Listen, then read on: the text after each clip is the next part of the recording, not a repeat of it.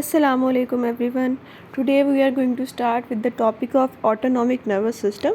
ठीक है, आपको इससे पहले मैं बताती चलूँ, this is our trial video या trial lecture for our pharmacology session. तो जो हम स्टार्ट करने जा रहे हैं इंशाल्लाह विद डॉक्टर्स कैफ़े. तो उसके लिए सबसे पहले हम ऑटोनॉमिक नर्वस सिस्टम से स्टार्ट कर रहे हैं. हमारा फर्स्ट टॉपिक हमारा क्या है? Autonomic nervous system. ठीक है, ANS है. अच्छा, ANS स्टार्ट करने से पहले आपको ये पता होना चाहिए कि ANS आया कहाँ से, या ANS के बच्चों को पता ही नहीं होता कि हम ANS का जिक्र कर रहे हैं तो हमारी बॉडी के अंदर ये कैसे एक्ट कर रहा है या किस जगह से रिलेटेड है, तो सेंसेशन से रिलेटेड है, किस चीज़ से रिलेटेड है, कुछ भी नहीं पता होता. सबसे पहले हम इसका ओरिजिन करेंगे. ठीक है, हमारी बॉडी में ना जो नर्वस सिस्टम होता है, ठीक है, नर्वस सिस्टम की दो टाइप्स होती हैं. ठीक है, एक हमारा सेंट्रल नर्वस सिस्टम होता है, CNS जिसे हम कहते हैं, और एक होता है हमारा पेरिफेरल नर्वस सिस्टम. ठीक है, आपका जो सेंट्रल नर्वस सिस्टम है ना, उसके अंदर तो दो चीज़ें आती हैं. आपका ब्रेन आता है, दूसरा आपका स्पाइनल कॉर्ड आता है. ठीक हो गया. लेकिन जो पेरिफेरल नर्वस सिस्टम है ना, पेरिफेरल नर्वस सिस्टम की आगे दो सब टाइप्स होती हैं, उसने आपकी बॉडी के साथ डील करना है. ठीक है, ये जो पेरिफेरल नर्वस सिस्टम है ना, इसकी आगे दो टाइप्स हैं. एक ऑटोनॉमिक नर्वस सिस्टम ANS. ठीक है, दूसरी आपकी जो टाइप आती है इसकी, वो आती है सोमैटिक नर्वस सिस्टम. ठीक हो गया. अच्छा, ये जो ऑटोनॉमिक नर्वस सिस्टम है ना, ये आपकी कॉन्शियस कंट्रोल में नहीं होती चीज़ें. ठीक है, ये वो वाली सेंसेशंस होती हैं. ठीक है, और जो आपकी सोमैटिक नर्वस सिस्टम है वो आपकी उन ऑर्गन्स के साथ डील करता है, कम्युनिकेट करता है जिनका वॉलंटरी एक्शन हो. ठीक है, आपके मसल्स के साथ डील करता है. ठीक है, ये वॉलंटरी होता है सोमैटिक नर्वस सिस्टम, और ANS आपका इनवॉलंटरी होता है. ठीक है. अच्छा, अब हम स्टार्ट करने जा रहे हैं अपनी ANS की क्लासिफिकेशन. ठीक है, ANS के अंदर आपके बेसिकली तीन सिस्टम्स आते हैं. एक आपका सिंपैथेटिक आता है. ठीक है, एक हमारा पैरासिम्पैथेटिक आता है. ठीक है, तीसरा आपका एंटेरिक नर्वस सिस्टम आता है. ठीक है, एंटेरिक का मोस्टली हम जिक्र नहीं करते. मीजनर्स प्लेक्सस होता है, इसमें माइंटेरिक प्लेक्सस होता है, उसका हम मोस्टली जो है ना यहाँ पे जिक्र नहीं कर रहे हैं. हम मोस्टली जिक्र करते हैं अपने सिंपैथेटिक का और पैरासिम्पैथेटिक का. ठीक है. अच्छा, अब हम स्टार्ट करने जा रहे हैं इसके बारे में, सिंपैथेटिक क्या होता है और पैरासिम्पैथेटिक क्या होता है. ठीक है, आपका सिंपैथेटिक नर्वस सिस्टम और पैरासिम्पैथेटिक नर्वस सिस्टम. ठीक है, सिंपैथेटिक के बारे में मैं आपको बता दूं कि सिंपैथेटिक आपका फाइट और फ्लाइट वाला सिस्टम होता है. ठीक है. अच्छा, ये उस कंडीशन में होता है, फियर की कंडीशन वगैरह या कोई स्ट्रेस की कंडीशन है, तो उस कंडीशन में आपका सिस्टम सिंपैथेटिक सिस्टम एक्टिवेट होता है. ठीक है, और सिंपैथेटिक सिस्टम आपका एसोसिएटेड होता है आपके रेस्ट और स्लीप वाले कंडीशन से. ठीक है, अब हमें पता होना चाहिए कि अब ये सिंपैथेटिक सिस्टम जो है, सिंपैथेटिक और सिंपैथेटिक, ये हो कैसे रहा है, इसका मतलब इसकी नर्व्स आ कहाँ से रही हैं, कैसे ये बन रहा है, इसकी नर्व्स किस टाइप की हैं, वो सारा कुछ अब हम डिस्कस करेंगे. ठीक है, सबसे पहले अगर मैं सिंपैथेटिक नर्वस सिस्टम की बात करूं, तो सिंपैथेटिक नर्वस सिस्टम में आपको पता है कि सिंपैथेटिक न्यूरॉन्स होते हैं. सिंपैथेटिक न्यूरॉन्स के अंदर अगर हम स्टार्ट करें तो हम बनाते हैं, ये सबसे पहले मैं आपको बना के दिखा रही हूँ. ये वर्टिब्रल कॉलम है. ठीक है, वर्टिब्रल कॉलम में आपको पता है कि सेंटर में एक डिस्क है. ठीक है, ये आपकी वर्टिब्रा है. ठीक है, अब ये जो आपको इस चीज़ का पता है कि हर डिस्क के लेवल पे आपको पता है एक नर्व निकल रही होती है आपके स्पाइनल कॉर्ड से, क्योंकि इसके सेंटर में जो होता है ना, वो रन कर रहा होता है स्पाइनल कॉर्ड. ठीक है, ये आपका स्पाइनल कॉर्ड रन कर रहा है. ठीक है, स्पाइनल कॉर्ड रन कर रहा है, और स्पाइनल कॉर्ड में से हर डिस्क के लेवल पे आपके पास स्पाइनल नर्व निकल रही है. ठीक है, ये देखें. अब होता क्या है कि स्पाइनल कॉर्ड के बिल्कुल साइड्स पे, ठीक है, यहाँ पे सिंपैथेटिक चेन रन कर रही है. ठीक है, सिंपैथेटिक चेन के अंदर है सिंपैथेटिक गैंग्लिया. आपका सिंपैथेटिक न्यूरॉन्स या सिंपैथेटिक नर्वस सिस्टम ऐसे चलना है, मैं आपको अभी उसके बारे में बताने लगी हूँ. होता क्या है कि अगर हम इस चीज़ को देखें, अगर सिंपैथेटिक की ओनली बात करें हम, तो होता क्या है कि सिंपैथेटिक नर्वस सिस्टम में आपके पास सबसे पहले प्री गैंग्लियोनिक न्यूरॉन्स आते हैं. ठीक है, उसके बाद आपके पास पोस्ट गैंग्लियोनिक न्यूरॉन्स आते हैं. ठीक है, पोस्ट गैंग्लियनिक न्यूरॉन्स आगे अपने रिसेप्टर्स पे एक्ट करते हैं, ठीक है, जो किसी ऑर्गन पे हैं या कहीं पे भी हैं, ठीक है। बेसिक हमारे पास ये चीज़ है। उसके बाद एक बार मैं इसको रिमूव कर रही हूँ तो मैं आपको यहाँ से बताती हूँ होता क्या है। अगर हम आपके CNS स्पाइनल कॉर्ड का एक सेक्शन लें, ठीक है, तो आपको पता है स्पाइनल कॉर्ड के अंदर ग्रे मैटर और वाइट मैटर होता है, ठीक है। जो इसका ग्रे मैटर होता है ना, ग्रे मैटर के अंदर न्यूरॉन्स होते हैं। वो न्यूरॉन्स के अंदर हमारे पास सेल बॉडीज़ होती हैं, किसकी? ये प्री गैंग्लियनिक सिंपैथेटिक न्यूरॉन्स की सेल बॉडीज़ होती हैं। तो इसका मतलब यहाँ पे स्पाइनल कॉर्ड का अगर सेक्शन है तो यहाँ पे सेल बॉडीज़ पड़ी हैं इस प्री गैंग्लियनिक सिंपैथेटिक न्यूरॉन की। और फिर उसके बाद ये इसका जो आगे एक्सॉन जा रहा है, एक्सॉन जाता है आपके ये सिंपैथेटिक चेन के पास, ठीक है। सिंपैथेटिक चेन के अंदर होते हैं गैंग्लिया, ये गैंग्लियाज हैं, ठीक है। ये गैंग्लियाज जो होते हैं ना, गैंग्लिया का आपको पता होना चाहिए ये कलेक्शन ऑफ सेल बॉडीज़ होती हैं, ठीक है। यहाँ पे आपके पोस्ट गैंग्लिया जो है ना, पोस्ट सिनेप्टिक गैंग्लियन, उनकी सेल बॉडीज़ पड़ी होती हैं, ठीक है। यहाँ पे ना उनकी सेल बॉडीज़ हैं। अब होता क्या है कि प्री गैंग्लियनिक कहाँ से आया आपके पास? स्पाइनल कॉर्ड से आया। स्पाइनल कॉर्ड के ग्रे मैटर में उनकी सेल बॉडीज़ पड़ी हैं और वहाँ से उनके एक्सॉन जो है वो मूव करके आ रहे हैं आपकी सिंपैथेटिक चेन के गैंग्लिया के अंदर, ठीक है। अब जब यहाँ पे सिंपैथेटिक चेन से गैंग्लिया आ रहे हैं, ठीक है, इसको अगर हम रिमूव करें तो देखो सिंपैथेटिक, ये दोबारा मैं बना रही हूँ, होता क्या है इस लेवल पे भी निकल रहा है, इस लेवल पे भी निकल रहा है, ठीक है, हर लेवल पे निकल रहा है ना।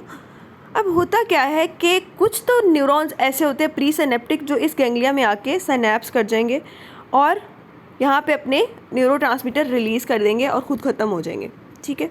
लेकिन कुछ ऐसे होते हैं कि जो इसमें से हो के पास करके आगे गुजर जाते हैं, लेकिन यहाँ पे जो है ना सिनेप्स नहीं करते इन सिनेप्टिक गैंग्लिया में, ठीक है। सिनेप्स नहीं करते और आगे मूव ऑन कर जाते हैं, आगे जाके किसी और गैंग्लिया में जाके ना वहाँ पे जाके सिनेप्स करते हैं, ठीक है, वहाँ पे इनकी सिनेप्सिस होती है। और कुछ ऐसे होते हैं कि जो यहाँ पे तो एंटर हुए हैं लेकिन सिनेप्स करने की बजाय ना ऊपर जाके किसी और गैंग्लिया में जाके सिनेप्स कर रहे हैं, ठीक है। 3 टाइप्स है ना इसकी, जो सिंपैथेटिक गैंग्लिया प्री गैंग्लियनिक है, ठीक है। प्री गैंग्लियनिक तो ऐसे चले गए।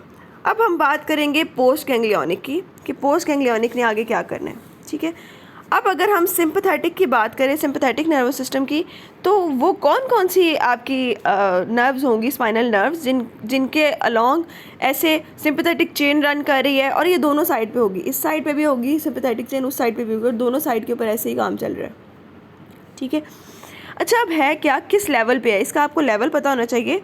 सिंपैथेटिक नर्वस सिस्टम का लेवल होता है फ्रॉम T1 to T12, ठीक है, और L1 to L5, ठीक है।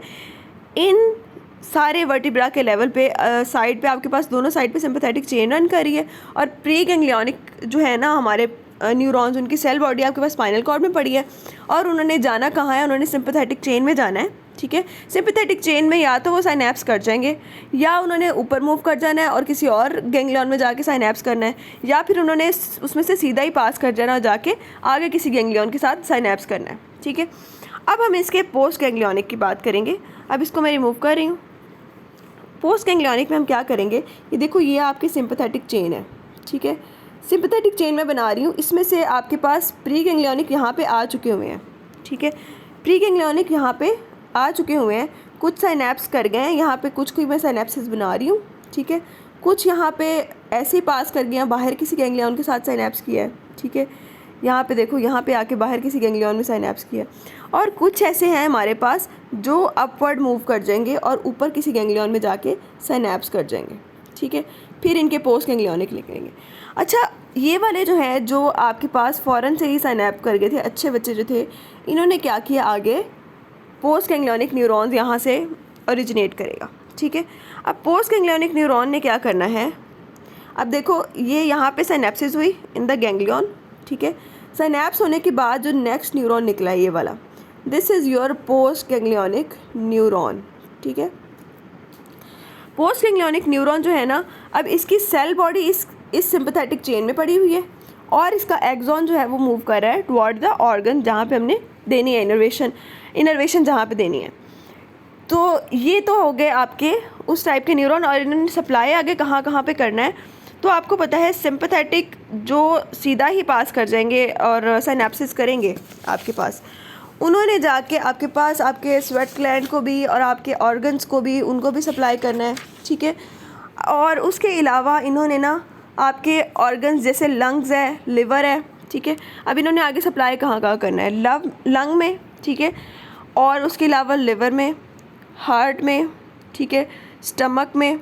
स्टमक के पास जो आ रही होती है ना मोस्टली वो आपके पास ये वाली होती हैं जो कि सीधा पास कर गई होती हैं सिंपैथेटिक चेन के अंदर, जो है ना इसने साइनेप्स नहीं किया है, बाहर किसी गैंग्लियन के साथ साइनेप्स किया है, जिनको हम कहते हैं कोलेटरल गैंग्लिया, ठीक है। और इनसे जो नर्व आ रही होती है ना उसको हम कहते हैं स्प्लैंक्निक नर्व, ठीक है। और वो स्प्लैंक्निक नर्व ने आगे सप्लाई करना है आपके लिवर को और स्टमक को और आपकी इंटेस्टाइन्स को सप्लाई करना होता है, ठीक है। अच्छा, उसके अलावा इसने किडनी को और उनको बाकी भी ऑर्गन्स को, ब्लैडर को, किडनी को, ब्लैडर को, ये सारे आपके पास स्प्लैंक्निक नर्व जो है ना वो आगे जाके देंगी, जो अपने जो है गैंग्लिया में सिनेप्स ने की, आगे जाके किसी और गैंग्लिया में जाके सिनेप्स किए, ठीक है। अब आपको ये पता होना चाहिए, आपको मैंने प्री गैंग्लियोनिक का बता दिया वो कहाँ से आए, और पोस्ट गैंग्लियोनिक बता दिया कि यहाँ से जो है ना एक बार सिनेप्स करके, सिनेप्स करने के बाद वो निकल रही हैं, ठीक है। और उसके अलावा इन्होंने स्वेट ग्लैंड को भी सप्लाई करना है, पाइलो इरेक्टर मसल्स को भी सप्लाई करना है, ठीक है, और भी इनके स्लाइवरी ग्लैंड्स को सप्लाई करना है इसने, ट्रेकिया को सप्लाई करना है, लंग्स को सप्लाई करना है। वो हम आगे डिस्कस करेंगे कि कौन कौन से टाइप के रिसेप्टर्स वहाँ पे होते हैं जहाँ पे सप्लाई दे रहे हैं, ठीक है। अच्छा, अब ना इसका सिंपैथेटिक का हमें ये तो पता चल गया कि इसके प्री गैंग्लियोनिक और पोस्ट गैंग्लियोनिक न्यूरॉन्स का, लेकिन अगर हम डिस्कस करें तो इसके प्री गैंग्लियोनिक और पोस्ट गैंग्लियोनिक न्यूरॉन्स के बारे में। इसके प्री गैंग्लियोनिक न्यूरॉन्स जो होते हैं ना, ये इसका प्री गैंग्लियोनिक न्यूरॉन है, ठीक है। इसकी सेल बॉडी कहाँ पड़ी थी, स्पाइनल कॉर्ड में पड़ी थी, और इसका एक्सॉन आगे मूव करता हुआ कहाँ जा रहा है, सिंपैथेटिक आपके पास चेन के गैंग्लिया में जा रहा है, वहाँ पे जाके इसने किया है साइनेप्स, ठीक है। साइनेप्स किया है तो यहाँ पे ना ये एक न्यूरोट्रांसमीटर भी तो कोई ना कोई रिलीज़ करेगा ना जब इसने साइनेप्स किया है। तो इसका प्री गैंग्लियोनिक न्यूरॉन कौन सा न्यूरोट्रांसमीटर रिलीज़ करता है, उसने एसिटाइल कोलिन रिलीज़ करना है, ठीक है। और ये जो देखो आप नेक्स्ट न्यूरॉन स्टार्ट हो रहा है, ये आपका पोस्ट गैंग्लियोनिक न्यूरॉन है, ठीक है। और ये पोस्ट गैंग्लियोनिक न्यूरॉन की सेल बॉडी इस सिंपैथेटिक गैंग्लिया के अंदर पड़ी हुई है, और इसका एक्सॉन अब आगे मूव कर रहा है टुवर्ड द ऑर्गन, ठीक है। अच्छा, ये जो पोस्ट गैंग्लियोनिक न्यूरॉन है ना, ये वाला अपने एंड के ऊपर जो रिलीज़ करेगा ना इन case of sympathetic nervous system, ठीक है। सिंपैथेटिक के अंदर इसने आगे एपिनेफ्रीन या नॉर एपिनेफ्रीन रिलीज़ करनी है, ठीक है, एपिनेफ्रीन और नॉर एपिनेफ्रीन, ठीक है। अच्छा, अब आपके प्री गैंग्लियोनिक न्यूरॉन ने एसिटाइल कोलिन रिलीज़ की थी, लेकिन पोस्ट गैंग्लियोनिक न्यूरॉन जो है आपका वो एपिनेफ्रीन, नॉर एपिनेफ्रीन रिलीज़ कर रहा है। तो इसका मतलब ये आपका प्री गैंग्लियोनिक जो न्यूरॉन था ना, ये आपका कोलिनर्जिक टाइप ऑफ न्यूरॉन था, ठीक है। ये जो भी न्यूरॉन्स अपने एंड पे एसिटाइल कोलिन रिलीज़ करते हैं ना, वो आपके कोलिनर्जिक न्यूरॉन्स होते हैं, ठीक है। लेकिन जो पोस्ट गैंग्लियोनिक था उसने अपने एंड के ऊपर हमारे एपिनेफ्रीन और नॉन एपिनेफ्रीन रिलीज़ की। मतलब ये कि post ganglionic neuron is your adrenergic type of neuron, ठीक है। ये हमने बात कर ली in case of sympathetic nervous system. आगे इसके रिसेप्टर की डिस्क्रिप्शन बाद में बताऊंगी। अच्छा, अभी हम बात करने लगे हैं पैरासिम्पैथेटिक नर्वस सिस्टम की, ठीक है। ये आपको पता चल गया, इसके जो प्री गैंग्लियोनिक न्यूरॉन्स होते हैं वो होते हैं शॉर्ट, छोटे होते हैं, ठीक है। लेकिन जो इसके पोस्ट गैंग्लियोनिक होते हैं वो होते हैं लॉन्ग। अब वो पूछ सकते हैं आपके पास कि इसके रीज़न क्या होती है, प्री गैंग्लियोनिक क्यों शॉर्ट है? क्योंकि आपकी जो सिंपैथेटिक नर्वस सिस्टम की चेन है, सिंपैथेटिक चेन है, वो आपके वर्टिब्रा के बिल्कुल साइड पे लगी हुई है, ठीक है, बिल्कुल साथ साथ है। तो इसलिए प्री गैंग्लियोनिक न्यूरॉन्स को इतना लंबा सफ़र नहीं करना पड़ता, खुद अपनी साइनेप्सिस के लिए या किसी गैंग्लियन में जाके साइनेप्स करने के लिए इतना लंबा सफ़र नहीं करना पड़ता, इसलिए ये होते हैं छोटे। लेकिन जो पोस्ट गैंग्लियोनिक वो लंबे होते हैं क्योंकि सिंपैथेटिक चेन बिल्कुल वर्टिब्रा की साइड पे पड़ी हुई है। पोस्ट गैंग्लियोनिक न्यूरॉन्स ने आगे अपने एक्सॉन्स भेजने हैं, कहाँ पे, ऑर्गन्स पे भेजने हैं, और आपकी बॉडी के अंदर सारी जगहों पे ऑर्गन्स वगैरह में भेजने हैं। तो वो पोस्ट गैंग्लियोनिक तो उनके लंबे ही होंगे ना। लेकिन इसके बरक्स अगर हम आपके पैरासिम्पैथेटिक सिस्टम की बात करें, ठीक है, पैरासिम्पैथेटिक नर्वस सिस्टम जो है ना, उसके अंदर क्या होता है कि आपके जो न्यूरॉन्स हैं, अब वो किस लेवल पे, कौन कौन से लेवल पे उसकी जो फाइबर्स आ रहे हैं, उसके प्री गैंग्लियोनिक पोस्ट गैंग्लियोनिक है, वो कहाँ कहाँ से आ रहे हैं, उनका रूट होता है फ्रॉम क्रेनियल नर्व से, ठीक है। क्रेनियल नर्व कौन कौन सी, 3, 7, 9 और 10 से होता है, ठीक है। और उसके अलावा सेक्रल नर्व होती हैं आपकी। सेक्रल नर्व्स के अंदर S2 to S4 लेवल से आपका पैरासिम्पथेटिक नर्वस सिस्टम की न्यूरॉन्स आते हैं, ठीक है। अच्छा, अब हम बात करने लगे हैं कि इन्होंने कैसे निकलना है और इन्होंने साइनैप्स कैसे करना है, ठीक है। आपने सिंपैथेटिक चेन का तो पढ़ लिया, बिल्कुल अलोंग थी, लेकिन अगर हम पैरासिम्पथेटिक की बात करें तो ये बिल्कुल आसपास नहीं है इनके गैंग्लिया थोड़े से दूर होते हैं, ठीक है। वो उस जगह पे साइनैप्स नहीं करते जहाँ पे सिंपैथेटिक की तो चेन थी ना पूरी, लेकिन ये जो आपके पैरासिम्पथेटिक वाले होते हैं ना, इनके गैंग्लिया जो होते हैं वो अवे होते हैं फ्रॉम योर स्पाइनल कॉर्ड, ठीक है। वहाँ से अवे होते हैं, आपके ऑर्गन के पास इनके गैंग्लिया होते हैं, ठीक है। अच्छा, आप देखना इसको, होता क्या है कि ये आपको समझ लो स्पाइनल कॉर्ड है, ठीक है। ये शुरू में आपका ब्रेन स्टेम का पार्ट है। आपकी क्रेनियल नर्व्स तो आपके ब्रेन स्टेम में पड़ी हुई है ना, 4 क्रेनियल नर्व्स, ठीक है। और ये हमने इस पोर्शन को तो हमने सिंपैथेटिक के साथ एसोसिएटेड कर दिया, तो इसको हम कंसीडर नहीं करेंगे। हम कंसीडर करेंगे सेक्रल रीजन को। सेक्रल रीजन में S2 to S4 रीजन तक, ठीक है। इसको हम पैरासिम्पथेटिक में लेके आते हैं। अच्छा, ये पैरासिम्पथेटिक वाले रीजन ने, ये जो आपका सेक्रल है, इसने जाके कहाँ कहाँ सप्लाई देनी है, इसने आपके रेक्टम को सप्लाई देनी है, ब्लैडर को सप्लाई देनी है, यूट्रस को, और जिसे कहते हैं वो उस टाइप की सेंसेशन होती हैं, ब्लैडर को, रेक्टम को, यूट्रस को, ठीक है, पेनिस वगैरह, यहाँ इन रीजन्स का ना पैरासिम्पथेटिक ये वाले काम होते हैं, ठीक है। अब हम आते हैं अपनी क्रेनियल नर्व्स के ऊपर। क्रेनियल नर्व में ना आपको पता है, ये सबसे पहली हम बात करेंगे थर्ड नर्व की। थर्ड नर्व जो होती है ना पैरासिम्पथेटिक नर्वस सिस्टम में, वो होती है आपके पास ऑकुलोमोटर नर्व, ठीक है।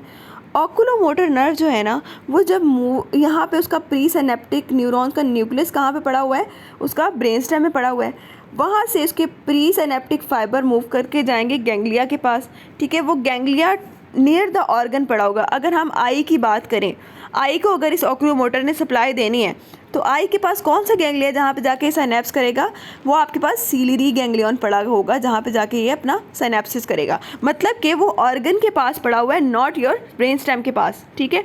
इसीलिए इसके जो प्री सिनेप्टिक न्यूरॉन है वो लॉन्ग है, ठीक है। उसके बाद इसने यहाँ पे सिनैप्स करने के बाद इसके पोस्ट गैंग्लियोनिक न्यूरॉन जो निकलेंगे, उन्होंने जाके सप्लाई करना है आई को, ठीक है। आई हो गई। अच्छा, उसके बाद नेक्स्ट हमने बात की हमारा कौन सी क्रेनियल नर्व है, 7 कौन सी होती है आपकी, फेशियल नर्व। अच्छा, अब इसका न्यूक्लियस जो है वो आपका होता है सुपीरियर सैलिवेटरी न्यूक्लियस। सुपीरियर सैलिवेटरी न्यूक्लियस यहाँ पे है, प्री सिनेप्टिक न्यूरॉन इसके निकले हैं, ठीक है। अब इन्होंने जाके आपका फेशियल नर्व बनाएगा ये, ठीक है। इसने जाके फिर अपने गैंग्लियन में साइनैप्स करना है, ठीक है। वहाँ से पोस्ट गैंग्लियोनिक फाइबर्स निकलेंगे और इन्होंने पैरासिम्पथेटिक सप्लाई देनी है, ठीक है।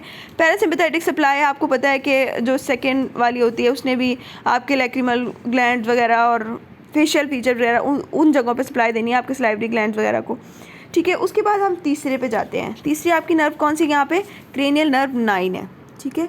9 वाली की बात करते हैं। 9 वाली का न्यूक्लियस कौन सा होता है आपके पास ग्रोसोफ्रेंजियल नर्व होती है और इन्फीरियर सैलिवेटरी न्यूक्लियस होता है, ठीक है। ये न्यूक्लियस इन्फीरियर सैलिवेटरी है।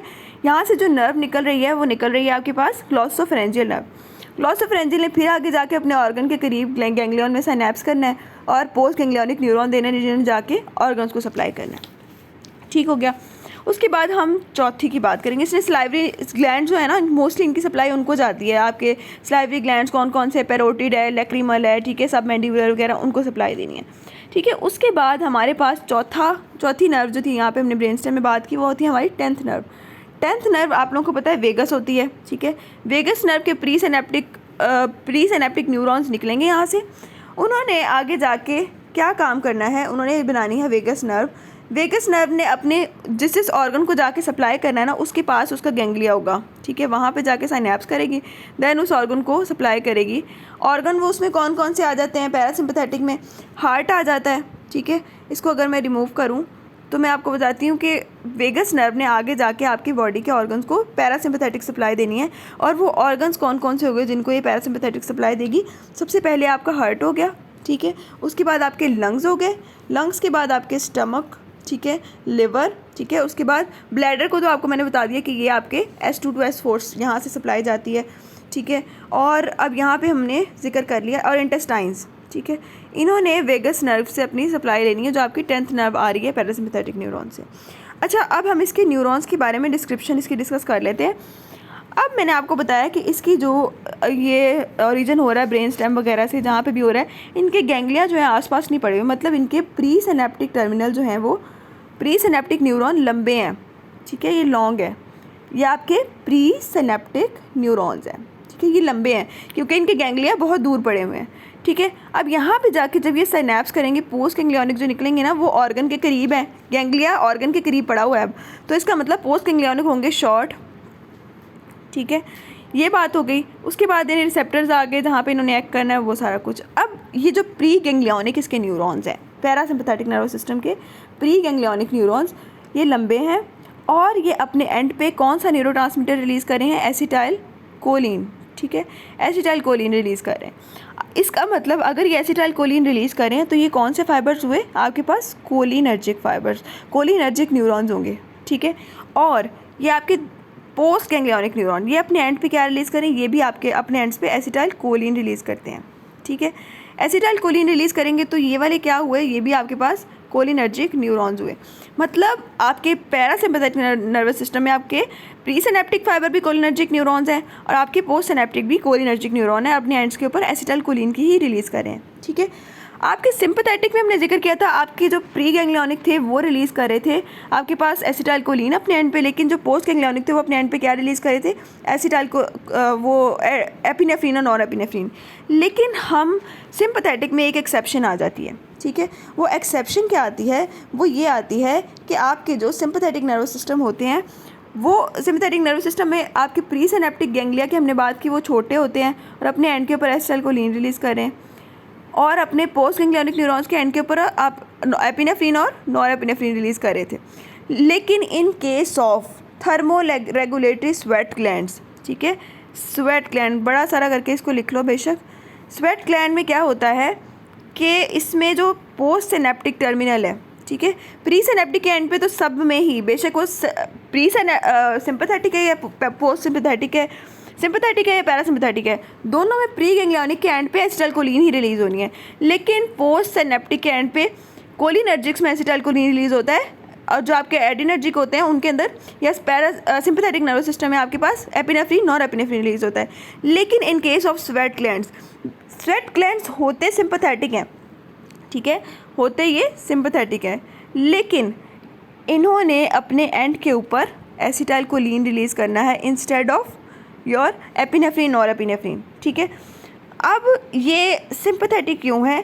क्योंकि इसके पोस्ट सिनेप्टिक फाइबर जो है ना, वो आपके पास प्री पैरावर्टिब्रल गैंग्लिया से आ रहे हैं। मतलब कि ये वाले फाइबर ना, जो सिंपैथेटिक चेन नहीं पड़ी हुई थी साइड पे आपके उसके स्पाइनल कॉर्ड की साइड पे पड़ी थी, इसके प्री गैंग्लियोनिक फाइबर जो हैं वो उसी स्पाइनल कॉर्ड से आ रहे हैं, इसकी सिनेप्सिस उसी गैंग्लिया में हो रही है, ठीक है। और आगे जो इसके फाइबर जा रहे हैं और सप्लाई कर रहे हैं, वो आगे जो है ना एसिटाइल कोलिन रिलीज़ कर रहे हैं, ठीक है। अब इसके ओरिजिन की वजह से हमने इसको नाम तो दे दिया कि ये सिंपैथेटिक है, लेकिन सिंपैथेटिक वाले करतूत नहीं है इसके। इसने एपिनेफ्रिन और एपिनेफ्रिन रिलीज़ करनी चाहिए थी, लेकिन ये रिलीज़ कर रहा है acetyl choline. So this is an exception of sympathetic nervous system कि नॉर्मली सिंपैथेटिक सिस्टम के जो पोस्ट सिनेप्टिक न्यूरॉन होते हैं वो एड्रीनर्जिक टाइप के होते हैं, लेकिन स्वेट ग्लैंड के केस में पोस्ट सिनेप्टिक न्यूरॉन किस टाइप के हैं? कोलिनर्जिक टाइप के हैं, ठीक है। कोलिनर्जिक न्यूरॉन है और एसिटाइल कोलिन रिलीज़ करे अपने एंड्स पे, ठीक है। ये हमने बात कर ली पैरासिम्पैथेटिक और सिंपैथेटिक के न्यूरॉन्स के बारे में। अच्छा, अब हम तीसरी बात करते हैं आपका सोमैटिक नर्वस सिस्टम की, ठीक है। जब मैंने क्लासिफिकेशन बताई थी आपको सोमैटिक नर्वस सिस्टम का भी बताया था, ये एक वॉलंटरी कंट्रोल में होता है। तो इसके न्यूरॉन किस टाइप के होंगे? इसके न्यूरॉन में ना, इसके न्यूरॉन कहीं पर सिनैप्स नहीं करते, सीधे निकलते हैं और जाके अपने ऑर्गन के ऊपर जाके डायरेक्टली अपने न्यूरोट्रांसमीटर रिलीज़ कर देते हैं, ठीक है। और ये न्यूरॉन किस टाइप के होते हैं? ये कोलिनर्जिक टाइप के होते हैं, ठीक है। कोलिनर्जिक टाइप के होने हैं तो इसका मतलब अपने एंड्स के ऊपर एसिटाइल कोलिन रिलीज़ करेंगे। ठीक है। और इन्होंने कहाँ पे जाके एक्ट करना है, आपके स्केलेटल मसल्स के ऊपर, जो कि वॉलंटरीली एक्ट करते हैं, ठीक है। स्केलेटल मसल के ऊपर इस एसिटाइलकोलिन को बाइंड करवाने के लिए रिसेप्टर्स जो होते हैं उनको हम कहते हैं NM, न्यूरोमस्कुलर जंक्शंस पे होते हैं वो, ठीक है। ये मैं आपको रिसेप्टर की क्लासिफिकेशन इसके बाद कराती हूँ, ठीक है। ये हमने सिंपैथेटिक, पैरासिम्पैथेटिक और सोमैटिक नर्वस सिस्टम के न्यूरॉन्स की बात कर ली, ठीक है। अब हम बात करने जा रहे हैं नेक्स्ट अपने टॉपिक की, कि अब रिसेप्टर्स की थोड़ी सी बात कर लें। एक बार मैं आपको ना कोलिनर्जिक रिसेप्टर्स और एडिनर्जिक रिसेप्टर्स जो है इनकी क्लासिफिकेशन बता दूं, कि आप जनरल सी क्लासिफिकेशन है, ठीक है, पैरासिम्पैथेटिक और सिंपैथेटिक नर्वस सिस्टम, ठीक है। अच्छा, पैरासिम्पैथेटिक नर्वस सिस्टम में ना किस टाइप के न्यूरॉन्स होंगे? एक तो nicotinic type of cholinergic neurons होंगे, रिसेप्टर्स की बात करनी, किस टाइप के रिसेप्टर आपके पैरासिम्पैथेटिक नर्वस सिस्टम में आएंगे वो हमने जिक्र करना है। उसके अंदर सबसे पहले आपके पास निकोटिनिक टाइप आएगी, निकोटिनिक कोलिनर्जिक रिसेप्टर्स आते हैं, और दूसरे आपके पास मस्क्रीनिक कोलिनर्जिक रिसेप्टर्स आते हैं, ठीक है। जबकि सिंपैथेटिक में आपके पास दो टाइप्स आती हैं, एक आपके पास अल्फ़ा एडिनर्जिक रिसेप्टर्स आते हैं और दूसरे आपके पास बीटा एडिनर्जिक रिसेप्टर्स आते हैं, ठीक है। न्यूरॉन मैंने आपको बताया कि जो निकल रहे हैं ब्रेन स्टेम से या फिर आपके स्पाइनल कॉर्ड से निकल के प्री गैंग्लियोनिक पोस्ट गैंग्लियोनिक करके आ रहे हैं, ये रिसेप्टर्स आपके ऑर्गन पे होंगे कि जब आपके पास न्यूरोट्रांसमीटर उन न्यूरॉन से रिलीज़ हो रहे हैं तो वो आगे जाके एक्ट किन रिसेप्टर्स पे करेंगे? वो रिसेप्टर्स आपके ऑर्गन्स पे होंगे बॉडी के ऊपर, जहाँ पे एक्शन होना है। अच्छा, अब हम जिक्र कर लेते हैं कि निकोटिनिक कितने टाइप के हैं और मस्क्रीनिक कितने टाइप के हैं, अल्फ़ा कितने टाइप के और बीटा कितने टाइप के हैं, ठीक है। उसके लिए हम पहले बारी बारी डिस्कस करते हैं। पैरासिम्पैथेटिक नर्वस सिस्टम में क्या होता है कि आपके पास दो टाइप के है ना रिसेप्टर्स, एक निकोटिनिक है और दूसरे मस्क्रीनिक है। निकोटिनिक के अंदर भी आगे दो टाइप्स आते हैं, दो सब टाइप्स। एक होते हैं निकोटिनिक रिसेप्टर जो आपके न्यूरोमस्कुलर जंक्शंस पे पड़े हुए हैं, ठीक है, उनको हम NM का नाम देते हैं। दूसरे निकोटिनिक रिसेप्टर होते हैं NN, ये आपके पास एड्रीनल मेडुल्ला के लेवल पे होते हैं, ठीक है, और निकोटिनिक रिसेप्टर्स हैं ये भी, ठीक है। दूसरे मस्क्रीनिक रिसेप्टर्स आते हैं। मस्क्रीनिक के आगे हमारे पास टोटल 5 टाइप्स आती हैं। M1 आती है, ठीक है, M2 होती है, M3 होती है, M4 और M5, ठीक है, 5, ठीक है। ये M1, M2, M3, M4, M5 mostly हम जिक्र करते हैं इन 3 का। ये जो M4, M5 है ना, ये दोनों आपके CNS में होते हैं, ठीक है। इनका हम मोस्टली जो है ना जिक्र नहीं करते हम, ये दोनों ने होना ही CNS में है। और ये जो M1 है, M1 भी आपके CNS में होते हैं, ठीक है। M2 कहाँ होते हैं? आपके हार्ट में होते हैं, ठीक है। ये M2 जो होते हैं ये स्मूथ मसल्स में होते हैं, और आपके ये मैं M3 वाले, ये M3 आपके स्मूथ मसल्स में होते हैं। अच्छा, मैं आपको ना इसकी पूरी क्लासिफिकेशन दिखाऊंगी कि कहाँ कहाँ सिचुएटेड है आपके M1, M2 और M3, तो उसके लिए भी थोड़ा सा वेट करें। अभी जस्ट याद कर लें कि N निकोटिनिक होते हैं पैरासिम्पैथेटिक में और मस्क्रीनिक होते हैं। उसके बाद हम डिस्कस करने जा रहे हैं अपने सेकेंड टाइप ऑफ रिसेप्टर्स, ठीक है। ये जो NN हमने जिक्र किया ना, NN मैंने आपको बताया एड्रीनल मेडुल्ला में होते हैं, उसके अलावा ऑटोनॉमिक गैंग्लिया में भी होते हैं और सेंट्रल नर्वस सिस्टम में भी होते हैं, ठीक है। अच्छा, अब मैं इसको डिस्कस करने जा रही हूँ सिंपैथेटिक नर्वस सिस्टम के अंदर, ठीक है। सिंपैथेटिक नर्वस सिस्टम में दो टाइप के न्यूरॉन्स होते हैं, कौन कौन से? अल्फ़ा होते हैं और बीटा होते हैं, ठीक है। अल्फ़ा एडिनर्जिक और बीटा एडिनर्जिक होते हैं। अच्छा, ये जो अल्फ़ा वाले होते हैं ना, इसके अंदर हमारे पास अल्फ़ा 1 आते हैं, ठीक है, और अल्फ़ा 2 आते हैं, ठीक है। ये कहाँ कहाँ लोकेटेड होते हैं मैं आपको इनका एक्शन, इनकी लोकेशन सारा कुछ बताऊंगी आगे क्लासिफिकेशन में। जस्ट अभी इनके नेम्स देख लो। जो बीटा होते हैं, बीटा भी आपके पास 3 टाइप के होते हैं, बीटा 1, बीटा 2 और बीटा 3 टाइप के, ठीक है। ये रिसेप्टर्स की हमने बात कर ली सिंपैथेटिक और पैरासिम्पैथेटिक नर्वस सिस्टम में, ठीक है। अच्छा, अब हमने ये तो देख लिया, अब हमें पता होना चाहिए कि सिंपैथेटिक नर्वस सिस्टम में जो रिसेप्टर्स हैं उनके ऊपर अगर आके, आपको पता है सिंपैथेटिक नर्वस सिस्टम के जो रिसेप्टर्स हैं ना, ये तब एक्ट करेंगे जब इनके ऊपर एपिनेफ्रीन आके बाइंड होगी, ठीक है। एपिनेफ्रीन या फिर नॉरएपिनेफ्रीन या इनके एगोनिस्ट आके बाइंड होंगे, तब ये एक्टिवेट होंगे, और उनके एंटागोनिस्ट आके आएंगे, एक्ट करेंगे, तो ये ब्लॉक हो जाएंगे, ठीक है। और आपका जो पैरासिम्पैथेटिक नर्वस सिस्टम था, उसके रिसेप्टर्स के ऊपर एसिटाइलकोलिन ही आके एक्ट करेगी, अगर करेगी उनके ऊपर, उसके ऊपर एपिनेफ्रीन और एपिनेफ्रीन का कोई एक्शन नहीं होगा उनके रिसेप्टर्स के ऊपर। अच्छा, हम पहले मस्क्रीनिक की बात कर लेते हैं, ठीक है। मस्क्रीनिक रिसेप्टर्स जो आपके हमने जिक्र किया, मस्क्रीनिक के हमने 5 टाइप डिस्कस की, M1, M2, M3, M4 और M5। और अब हम इसको डिस्कस करने जा रहे हैं कि मस्करीनिक जो रिसेप्टर्स हैं उनका एक्शन किस टाइप का होता है। ठीक है, आपके M1, ठीक है, M2 नहीं M3 और M5, ओड नंबर याद कर लो, M1, M3 और M5, ये तीनों जो होंगे ना आपके, इनका एक्शन होगा GQ कपल्ड। ठीक है, GQ कपल्ड होगा, मतलब कि अगर इन रिसेप्टर के ऊपर एसिटाइलकोलिन आके बाइंड की है, ठीक है, एसिटाइलकोलिन आके बाइंड की है, तो इनके अंदर GQ टाइप का एक्शन होगा। उसमें क्या होगा कि फॉस्फेटाडाइल इनएसिटोल रिलीज़ होगा। ठीक है, फॉस्फेटाडाइल इनएसिटोल होगा तो वो उसने क्या करना है, IP3, ठीक है, IP3 और डैग वाला पाथवे चलाना है, इसने डैग बनना है। ठीक है, IP3 और डैग वगैरह ने क्या कराना है, डैग ये क्या कराते हैं, कैल्शियम की रिलीज़ कराते हैं, और उसने आगे रोल क्या कराना है, एक्साइटेशन में उसका रोल होता है। ठीक है, एक्साइटेटरी टाइप का एक्शन होता है, एक्साइटेशन में रोल होगा, GQ कपल्ड होंगे ये आपके M1, M2 और M1, M3 और M5। मतलब इनका एक्शन जब इनके ऊपर एसिटाइलकोलिन आके एक्ट करेगी तो जहाँ जहाँ ये इनर्वेट करें उस जगह की एक्साइटेशन करवाएंगे। ठीक है, लेकिन आपके जो सेकेंड आपका बकाया वाले मस्करीनिक रह गए हैं आपके, कौन कौन से, M2 और M4। ठीक है, ये दोनों जो रिसेप्टर्स होते हैं ना आपके, ये होते हैं आपके इनहिबिटरी टाइप के। ठीक है, इनहिबिटरी क्या मतलब, G इनहिबिटरी टाइप के, मतलब कि जब इनके ऊपर एसिटाइलकोलिन आके बाइंड करेगी, एसिटाइलकोलिन आपके न्यूरॉन से आई है, आपके कोलिनर्जिक न्यूरॉन से, उन्होंने क्या किया, एसिटाइलकोलिन रिलीज़ की, ये रिसेप्टर्स के ऊपर जाके जब एसिटाइलकोलिन बाइंड की तो उसने क्या किया, इनहिबिटरी टाइप का एक्शन कराना है, उसने क्या करना है, एडिनाइल साइक्लेज को इनहिबिट कर देना है। ठीक है, जिसकी वजह से CAMP नहीं बनेगा। ठीक है, CAMP नहीं बनेगा तो प्रोटीन काइनेजेस एक्टिवेट नहीं होंगे, तो इसका मतलब आपका ये जो M2 और M4 वाला एक्शन है ना, ये इनहिबिटरी है। ठीक है, अब आपके जो M2 है ना, ये आपके हार्ट के ऊपर होते हैं। ठीक है, पैरासिम्पैथेटिक में आपको पता है कि आपने रेस्ट और स्लीप वाला एक्शन कराना है, तो हार्ट को अगर हमने रिलैक्स कराना है या उसकी हार्ट बीट वगैरह बहुत ज़्यादा बढ़ गई है तो उस कंडीशन में हमने उसको रिलैक्स कराना है, उसकी हार्ट बीट वगैरह कम करानी, तो हम मस्करीनिक एगोनिस्ट देंगे या फिर एसिटाइलकोलिन देंगे ताकि वो आके मस्करीनिक रिसेप्टर के ऊपर अपना एक्शन करे और इनहिबिटरी टाइप का एक्शन हो। हार्ट के के अंदर जो मस्करीनिक रिसेप्टर हैं वो क्या करेंगे कि हार्ट बीट को कम करवा देंगे, रिलैक्स वाली सिचुएशन करा देंगे। ठीक है, ये एक्शन हो गया हमारे मस्करीनिक, ये जो हमारे मस्करीनिक टाइप के रिसेप्टर्स का। अब हम बात करेंगे हमारे निकोटिनिक टाइप के रिसेप्टर्स का।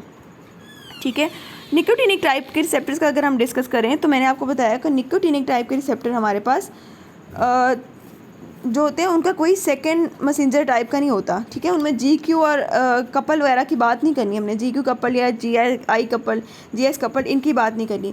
उसमें क्या होता है कि आपके N रिसेप्टर्स होते हैं और M रिसेप्टर्स होते हैं। दो टाइप के रिसेप्टर्स है ना, N मैंने आपको बताया, एक तो ऑटोनॉमिक गैंग्लिया में प्रेजेंट होंगे। ऑटोनॉमिक गैंग्लिया मैंने आपको पीछे पढ़ाए हैं, बिल्कुल प्री गैंग्लियनिक न्यूरॉन्स जो गैंग्लिया में जाके साइनेप्स हो रही थी ना, उन गैंग्लिया के ऊपर जो न्यूरॉन्स होंगे ना वो इस टाइप के होंगे, N टाइप के, जहाँ पे एसिटाइलकोलिन सबसे पहले हमने रिलीज़ की ना, उन्होंने उस एसिटाइलकोलिन ने भी तो पहले एक्ट करना है ना, तो न्यूरॉन्स के ऊपर जो गैंग्लिया होंगे रिसेप्टर्स होंगे वो आपके N टाइप के होंगे। उसके बाद ये इन्होंने क्या करना है, और दूसरा एक्शन इसका एड्रीनल मेडल्ला पे होता है। ठीक है, अब एड्रीनल मेडल्ला के ऊपर जब क्या होगा, कोलिनर्जिक रिस्पॉन्स होगा, एसिटाइलकोलिन ने एक्ट किया है इन न्यूरॉन्स के ऊपर, तो एड्रीनल मेडल्ला से क्या चीज़ रिलीज़ होनी है, एपिनेफ्रीन रिलीज़ होनी है और नॉर एपिनेफ्रीन रिलीज़ होनी है। ठीक है, इसने इनका रिलीज़ कराना है, इनकी सिक्रीशन करानी है। ठीक है, सिक्रीशन करानी जब इनके ऊपर एसिटाइलकोलिन आके एक्ट करेगी। और आपकी ऑटोनॉमिक गैंग्लिया जब इनके ऊपर आके एसिटाइलकोलिन इनके रिसेप्टर के ऊपर आके बाइंड की है तो इन्होंने आपके पास नॉर एपिनेफ्रीन वगैरह भी रिलीज़ करा देनी है और आपके पास एसिटाइलकोलिन भी रिलीज़ करानी है। वो डिपेंड करता है कि सिंपैथेटिक सिस्टम के न्यूरॉन है या पैरासिम्पैथेटिक के न्यूरॉन है। अगर सिंपैथेटिक के न्यूरॉन्स होंगे पोस्ट सिनेप्टिक तो उन्होंने एसिटाइलकोलिन रिलीज़ करा देनी है, और अगर एडिनर्जिक टाइप के या सिंपैथेटिक नर्वस सिस्टम के नेक्स्ट न्यूरॉन्स होंगे पोस्ट सिनेप्टिक तो उन्होंने नॉर एपिनेफ्रीन रिलीज़ करा देनी है। ठीक है, उसके अलावा NM की बात करें, न्यूरोमस्कुलर जंक्शन पे होते हैं, इनका कोई सेकेंड मैसेंजर नहीं है। ठीक है, इनकी एक्टिवेशन जब इनके ऊपर एसिटाइलकोलिन आके एक्ट करेगा तो इन्होंने क्या करानी है, मसल्स की हाइपर एक्टिविटी या ट्विचिंग करानी है। ठीक है, हाइपर एक्टिविटी ऑफ मसल्स करानी है। ठीक है, उनके ट्विचिंग के अंदर स्टिमुलेशन में इसका रोल होगा। और ये कैसे एक्टिवेशन अपनी कराएगा, इसका मैकेनिज़्म क्या होगा, इसका मैकेनिज़्म होता है इसने ओपनिंग कर देनी है सोडियम पोटाशियम चैनल्स की ओपनिंग कर देनी है, ठीक है। अच्छा, ये हमने जिक्र कर लिया हमारे कोलिनर्जिक का भी, कोलिनर्जिक के मस्क्रीनिक का भी और निकोटीनिक का भी, कि इनका एक्शन किस टाइप का होता है, ठीक हो गया। उसके बाद नेक्स्ट जो है वो हम एड्रीनर्जिक, जो हमने अल्फ़ा और बीटा पढ़े हैं, उनके हम बात कर लेते हैं कि उनका एक्शन किस टाइप का होता है, GQ कपल्ड है, GI कपल्ड है या GS कपल्ड है, उसकी हम बात करेंगे। अच्छा, इसको मैं रिमूव कर रही हूँ। अब सबसे पहले अगर हम बात करें अपने एड्रीनर्जिक के बारे में, एड्रीनर्जिक के अंदर सबसे पहले हमने अल्फ़ा का जिक्र किया था। अल्फ़ा के अंदर हमारे पास अल्फ़ा 1 थे, ठीक है, और अल्फ़ा 2 थे। अल्फ़ा 1 का एक्शन जो होता है वो GQ कपल्ड होता है, ठीक है। GQ कपल्ड मतलब एक्साइटेटरी, इन्होंने वही IP3 डैग वाला पाथवे फॉलो करना है और एक्साइटेटरी एक्शन कराना है। मतलब कि एड्रीनर्जिक रिसेप्टर्स के अंदर कौन सी न्यूरोट्रांसमीटर एक्ट करता है, एपिनेफ्रिन, नॉरएपिनेफ्रिन, ठीक है। जब ये दोनों आके इन रिसेप्टर्स पे जाके बाइंड करेंगे अल्फ़ा 1 के ऊपर, तो इन्होंने क्या करना है, GQ टाइप का एक्शन परफॉर्म करना है। फॉस्फोलाइपेज C को इंक्रीज़ कर देना है, फॉस्फोलाइपेज C इंक्रीज़ होगा, IP3 डैग वगैरह इंक्रीज़ होगा, कैल्शियम इंक्रीज़ होगा, मतलब इसका एक्साइटेटरी टाइप का एक्शन होगा, ठीक है। जहाँ पे भी करवाएगा, जहाँ जहाँ पे अल्फ़ा 1 रिसेप्टर्स होंगे वहाँ पे एक्साइटेशन हो जाएगी जब एपिनेफ्रिन नॉरएपिनेफ्रिन आके बाइंड करेगी। जो अल्फ़ा 2 टाइप होती है ये आपकी इनहिबिटरी टाइप है, ठीक है। इसने इनहिबिट करना है, GI टाइप के एक्शन है इसका, इसने एडिनाइल साइक्लेज को इनहिबिट कर देना है, ठीक है। उसकी वजह CAMP वगैरह कम हो जाएगी, CAMP वगैरह कम होगी तो उसकी वजह से क्या होगा, इनहिबिटरी टाइप का एक्शन होगा इसका, ठीक है। अब इनहिबिटरी टाइप का जो एक्शन होगा ना इसका, तो इसने कहाँ कहाँ पे मोस्टली होना चाहिए इसको, जहाँ जहाँ हमने किसी चीज़ की रिलीज़ को इनहिबिट कराना है, तो इसने पोस्ट सिनेप्टिक न्यूरॉन्स है ना, उनके टर्मिनल्स पे होना है। जब बहुत ज़्यादा ये नॉरएपिनेफ्रिन एपिनेफ्रिन रिलीज़ हो जाती है ना, उस कंडीशन में यही नॉरएपिनेफ्रिन एपिनेफ्रिन जाके अल्फ़ा 2 रिसेप्टर्स इनके ही न्यूरॉन्स के एंड पे होते हैं, ठीक है। मैं आपको पढ़ाऊँगी ना जब इनके रिलीज़ एसिटाइलकोलिन कैसे रिलीज़ हो रहा है और आपका एड्रीनर्जिक एपिनेफ्रिन और एपिनेफ्रिन कैसे रिलीज़ हो रहा है, वो मैं आपको दिखाऊँगी ना नर्व टर्मिनल, उसमें मैं आपको ये रिसेप्टर्स दिखाऊँगी। Alpha 2 receptor post synaptic neurons के जंक्शन पे होते हैं, ठीक है। इन्होंने जब बहुत ज़्यादा एपिनेफ्रिन वगैरह रिलीज़ हो जाता है ना, तो इसने इनकी रिलीज़ को इनहिबिट कराना होता है, ठीक है। तो इसका इनहिबिटरी टाइप का एक्शन हो गया। उसके बाद हम जिक्र करते हैं हमारे बीटा टाइप के एड्रीनर्जिक रिसेप्टर्स का, ठीक है। एड्रीनर्जिक के और बीटा टाइप है, बीटा 1 है, ठीक है, बीटा 2 है और बीटा 3 है। जब तक आपको इनके एक्शंस नहीं पता, इनकी लोकेशन नहीं पता, आप आगे ANS पे मूव कर ही नहीं सकते, ठीक है। अब हम अल्फ़ा 1 की अगर बीटा 1 बीटा 2 की बात करें ना, तो ये सारे होते हैं GS कपल्ड, ठीक है, GS कपल्ड होते हैं। और इन्होंने क्या कराना है, स्टिमुलेशन करानी है, इंक्रीज़ कर देने हैं आपके एडिनाइल साइक्लेज को, ठीक है। और वो एक्टिवेट होगा तो CAMP इंक्रीज़ होगा, ठीक है। वो CAMP इंक्रीज़ होगा तो उसकी वजह से क्या होगा, आपके पास एक्साइटेटरी टाइप का इनका एक्शन होगा, ठीक है। ये याद कर लो किस किस न्यूरॉन का किस किस टाइप का एक्शन है, इनका एक्साइटेटरी टाइप का एक्शन है, ठीक है। जहाँ जहाँ बीटा 1 बीटा 2 रिसेप्टर्स होंगे वहाँ इन्होंने एक्साइटेशन करा देनी है जब इनकी एक्टिवेशन हमने की एपिनेफ्रिन और एपिनेफ्रिन डाल के, ठीक है। अच्छा, ये तो हमने रिसेप्टर की क्लासिफिकेशन डिस्कस कर ली है, ठीक है।